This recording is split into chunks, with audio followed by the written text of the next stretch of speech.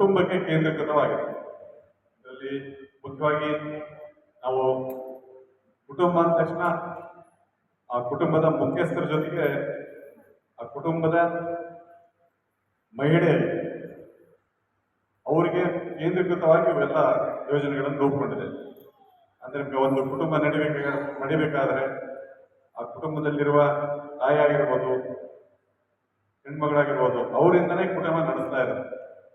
ಅದಕ್ಕೋಸ್ಕರ ಅವರನ್ನ ಕೇಂದ್ರೀಕೃತವಾಗಿ ಸರ್ಕಾರ ಗೃಹಲಕ್ಷ್ಮಿ, ಗೃಹಜ್ಯೋತಿ, ಶಕ್ತಿ ಯೋಜನೆ ಹೀಗೆ ಆ ಹೆಸರು ಬಿಂಬಿಸುವ ಹಾಗೇನೆ ಒಂದೊಂದು ಯೋಜನೆಯನ್ನು ಎಲ್ರಿಗೂ ಮಾಡಿದೆ. ಈಗ ಆದರೆ ಇದರಲ್ಲಿ ನಾವು ಪ್ರತಿ ಸರಿ ತಾಲೂಕು ಮಟ್ಟದಲ್ಲಿ, ಜಿಲ್ಲಾ ಮಟ್ಟದಲ್ಲಿ ಇದ್ರ ಬಗ್ಗೆ ನಾವು ಏನೇನು ಆಯಿತು, ರೂಪುರೇಷೆಗಳು ಏನಾಯ್ತು, ಯಾರ್ಯಾರಿಗೆ ಫಲಾನುಭವಿಗೆ ಸಿಗ್ತಾ ಇದೆನೋ ಇಲ್ಲೋ, ಮನೆ ಕಡೆ ವ್ಯಕ್ತಿಗೆ ಇದು ದೊರಕ್ತಾ ಇದೆಯಲ್ಲ ಅಂತ ನಾವು ಅಲ್ಲಿ ಕೇಳ್ತಾ ಇದ್ವಿ. ಅದು ಸುಮ್ಮನೆ ಅದು ಅಲ್ಲಿಂದ ಕಾರ್ಯಪತಿ ಬಂದ ಮೇಲೆ ಆಯಿತು ಇಲ್ಲ ಅನ್ನೋದು ಅಷ್ಟು ಮಟ್ಟಿಗೆ ನಮಗೆ ಅದು ಪರಿಣಾಮಕಾರಿಯಾಗಿ ಆಗ್ತಾ ಇರೋದಕ್ಕೋಸ್ಕರ ಈಗ ಮತ್ತೆ ಇನ್ನೊಂದು ಅದರಲ್ಲಿದೆ ಸರ್ಕಾರ ಮಟ್ಟದಲ್ಲಿ ಈ ಯೋಜನೆಗೆ ಪರಿಶೀಲನೆ ಮಾಡೋದಕ್ಕೋಸ್ಕರ ಒಂದು ಕಮಿಟಿಯನ್ನು ಮಾಡಿ, ಅದನ್ನು ಸದಸ್ಯರ ಒಂದು ಕಮಿಟಿ ಮಾಡಿ ನೀವೇ ಹೋಗಿ ಪಂಚಾಯತಿಯಲ್ಲಿ ಮತ್ತು ಗ್ರಾಮ ಮಟ್ಟದಲ್ಲಿ ನೋಡಿ ಅಂತ ಚೆಕ್ ಮಾಡೋದಕ್ಕೋಸ್ಕರ ಕಳಿಸಿದರೆ, ಹೀಗಾಗಿ ಇದರಲ್ಲಿ ಈ ಪಂಚ ಗ್ಯಾರಂಟಿ ನಡೆ ಗ್ರಾಮ ಪಂಚಾಯತಿ ಕಡೆ ಅನ್ನೋ ಒಂದು ವಿನೂತನ ಕಾರ್ಯಕ್ರಮ.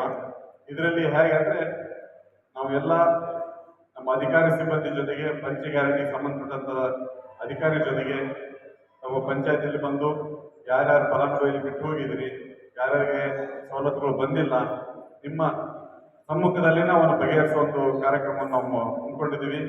ನ್ಯೂನತೆಗಳಿದ್ರೆ ಸರಿಪಡಿಸ್ತೀವಿ. ಇಲ್ಲಿ ಯಾವುದೋ ಒಂದು ಮನೆಯಲ್ಲಿ ಏನಾದರೂ ಗ್ಯಾರಂಟಿಯಿಂದ ವಂಚಿತರಾಗಿದ್ದರೆ ಆ ಮನೆ ಒಣಗಿ ಬಿಡ್ದಂಗೆ ಹೋಗಿ ತಾವು ಅಲ್ಲಿ ಸ್ಪಂದಿಸಿ ಅಧಿಕಾರಿ ಜೊತೆಗೆ ಮತ್ತು ತಾಲೂಕ್ ಪಂಚಾಯತಿ ಮತ್ತು ಎಲ್ಲ ನಮ್ಮ ಪಕ್ಷದ ಎಲ್ಲ ಸಮುದಾಯದ ಮುಖಂಡರು, ಗ್ರಾಮ ಪಂಚಾಯತ್ ಸದಸ್ಯರೊಂದಿಗೆ ಹೋಗಿ ಆ ಸಮಸ್ಯೆಗಳನ್ನ ಕ್ಲಿಯರ್ ಮಾಡಿ ಬನ್ನಿ ಅಂತ ಹೇಳಿ ನಮಗೇನು ನಾಗೇಂದ್ರನವರು ಆಶೀರ್ವಾದ ಮಾಡಿದ್ದಾರೆ, ಆದೇಶ ಮಾಡಿದ್ದಾರೆ. ನಾವು ಇಲ್ಲಿ ಬಂದಿದ್ದೀವಿ. ಯಾವುದೇ 5 ಗ್ಯಾರಂಟಿ ಒಳಗೆ ಏನಾದರೂ ಸಮಸ್ಯೆ ಇದ್ದರೆ ತಾವು ಇಲ್ಲೇ ಹೇಳ್ಬೋದು. ಯುವ ನಿಧಿಯಲ್ಲಿ ಯಾರಾದರೂ ಸಮಸ್ಯೆ ಇದ್ದರೆ ಡಿಗ್ರಿ ಮುಗಿಸ್ಕೊಂಡು ಅರ್ಜಿ ಹಾಕಿದರೆ 3,000 ಬರ್ತಾ ಇಲ್ಲ ಅಂದರೆ ಅದು ಬಸ್ಸಿಂದಂತೂ ತೊಂದರೆನೇ ಇಲ್ಲ. ಇನ್ನು ಗೃಹಲಕ್ಷ್ಮಿದಂತೂ ನಮ್ಮ ಜಿಲ್ಲಾಧ್ಯಕ್ಷರಾದಂಥ ಏನು 25 ಕಂತುಗಳು ನಮ್ಮ ಅಕೌಂಟಿಗೆ ಏನು ಜಮಾ ಆಗಿದ್ದಾವೆ, ಅಕ್ಟೋಬರ್, ನವಂಬರ್, ಡಿಸೆಂಬರ್ 3 ತಿಂಗಳು ಬಾಕಿ ಇದೆ. ನಿಮಗೆ ಶಿವರಾತ್ರಿ ಒಳಗಡೆ ನಿಮಗೆ 2 ತಿಂಗಳ ಅಮೌಂಟ್ ಬರೋಂಥ ಕೆಲಸ ನಮ್ಮ ಸರ್ಕಾರ ಮಾಡ್ತಕ್ಕಂಥ. ಎಲೆಕ್ಷನ್ ಇರ್ತವೆ, ಸ್ಥಳೀಯ ನಾಯಕರೇ ನಿಮಗೆ ನಿಂತಿರ್ತಾರೆ. ನೀವು ಏನಾದರೂ 500,000 ರೂಪಾಯಿ ಅವರು ಒಂದೇ ದಿನ ಕೊಡ್ಬೋದು. ನಾನು ಈ ಸಂದರ್ಭದಲ್ಲಿ ಒಂದೇ ಒಂದು ಮಾತು ಹೇಳಿ ನಾನು ಮಾತನ್ನು ಮುಗಿಸ್ತೀನಿ. ಒಬ್ಬರಿಗೆ ಒಂದು ಕುಟುಂಬಕ್ಕೆ ಯುವ ನಿಧಿಲಿಂದ 3,000 ರೂಪಾಯಿ, ಕರೆಂಟ್ ಬಿಲ್ಲು 500-600 ರೂಪಾಯಿ ಉಳಿತೈತೆ, 3,600 ರೂಪಾಯಿ ಆಯಿತು. ಅಕ್ಕಿದೊಂದು 500 ರೂಪಾಯಿ, 4,000 ರೂಪಾಯಿ ಆಯಿತು. ಬಸ್ಸಲ್ಲಿ ಫ್ರೀ ಓಡಾಡ್ತಾ ಇದ್ದೀರಿ, ಪ್ಲಸ್ ಗೃಹಲಕ್ಷ್ಮಿದು 2,000, 6,000 ರೂಪಾಯಿ ಮಿನಿಮಮ್. ಒಂದು ಕುಟುಂಬಕ್ಕೆ ಒಂದು ತಿಂಗಳಿಗೆ 6,000 ರೂಪಾಯಿ ಅಂತಂದರೆ ವರ್ಷಕ್ಕೆ 72,000 ಆಯಿತು. 5 ವರ್ಷಕ್ಕೆ ಎಷ್ಟಾಯಿತು ನೀವೇ ಲೆಕ್ಕ ಮಾಡ್ಕೊಳ್ರಿ.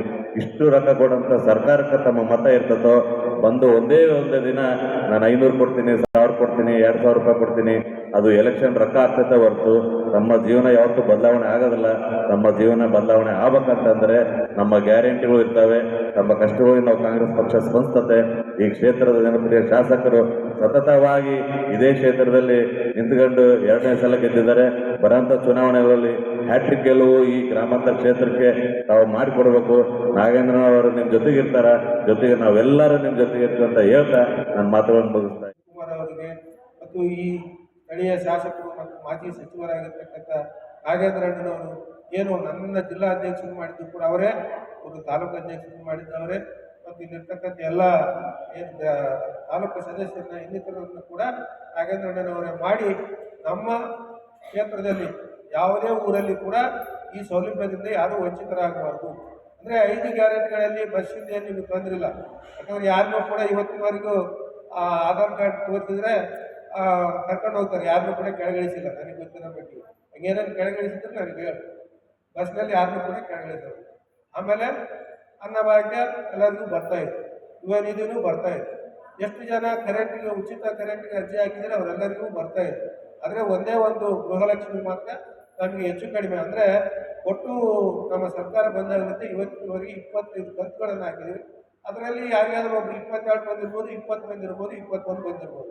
ಅಷ್ಟು ಬಿಟ್ಟರೆ ನನಗೆ ಬಂದೇ ಇಲ್ಲ ಅಂತಕ್ಕಂಥ ಯಾರಾದರೂ ಇದ್ದರೆ ಟೋಟಲಿ ನಾನು ಅರ್ಜಿ ಹಾಕಿ 2 ವರ್ಷದಿಂದ ನನಗೆ ಬಂದಿಲ್ಲ ಅಥವಾ 10 ತಿಂಗಳಿಂದ ಬಂದಿಲ್ಲ ಅಂತ ಯಾರಾದರೂ ಇದ್ದರೆ ನಾವು ನಿಮ್ಮ ಮನೆ ಬಾಗಿಲಿಗೆ ಬಂದೀವಿ. ಅಂದರೆ ನಮ್ಮ ನಡೆ ಗ್ರಾಮ ಪಂಚಾಯತಿ ಕಡೆ ಅಂದರೆ ಇವತ್ತು ನಿಮ್ಮ ಮನೆ ಬಾಗಿಲಿಗೆ ಬಂದಿದ್ದೀವಿ. ಯಾರಿಗಾದ್ರೂ 6 ತಿಂಗಳು, 7 ತಿಂಗಳು, 8 ತಿಂಗಳಿಂದ ಬಂದಿಲ್ಲದೆ ಇದ್ದರೆ, ತಾಂತ್ರಿಕ ತೊಂದರೆ ಇದ್ದರೆ ಅಥವಾ ಏನಾದರೂ ಬ್ಯಾಂಕ್ನಲ್ಲಿ ಆಧಾರ್ ಕಾರ್ಡ್ ಸಿಂಕ್ ಆಗಿಲ್ಲದೆ ಇದ್ದರೆ, ಆ ರೀತಿಯ ಏನಾದರೂ ಸಮಸ್ಯೆಗಳಿದ್ದರೆ ನಮ್ಮ ಗಮನಕ್ಕೆ ಅಥವಾ ನಿಮ್ಮ ಗ್ರಾಮ ಪಂಚಾಯತಿಯ PDO ಅವರ ಗಮನಕ್ಕೆ ತಂದರೆ ಅದನ್ನು ಬಗೆಹರಿಸತಕ್ಕಂಥ ಕೆಲಸ ಮಾಡ್ತೀವಿ.